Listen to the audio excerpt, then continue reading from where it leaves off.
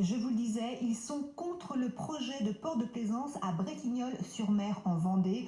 Plusieurs centaines de personnes, dont des élus, ont manifesté leur opposition à ce projet en fin de journée. Un projet qu'ils jugent destructeur pour l'environnement. Ils dénoncent notamment l'assèchement de points d'eau riches en biodiversité pour la construction du port. Reportage de Sandrine Gadet et Antoine Repère. Il y a 5 ans, juste derrière la dune qui borde la plage, le paysage était bien différent.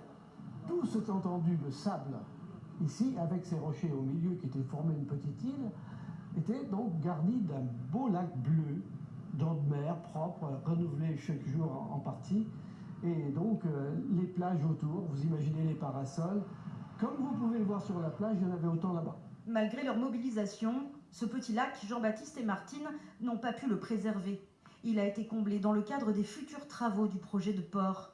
Aujourd'hui, ils se battent pour éviter que ne disparaisse un autre plan d'eau, cette carrière d'eau douce. Elle fait un petit peu moins de 3 hectares sur entre 10 et 15 mètres de profondeur.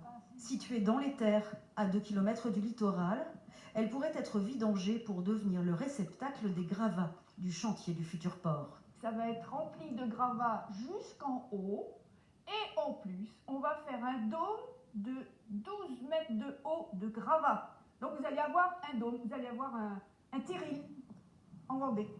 Une perspective qui suscite la colère de ces défenseurs de l'environnement. C'est une aberration parce que de toute façon, plus ça va, plus on va aller dans des épisodes de sécheresse. Et un jour ou l'autre, on va manquer d'eau. Voilà, on manquera d'eau en Vendée parce qu'il n'y a pas de réserve assez grande souterraine en Vendée. C'est pour ça que le département demande justement de faire des réserves dans les barrages, dans les anciennes carrières. C'est marqué partout, sauf ici, à Bretignolles, on l'affiche en l'air. On la gâche.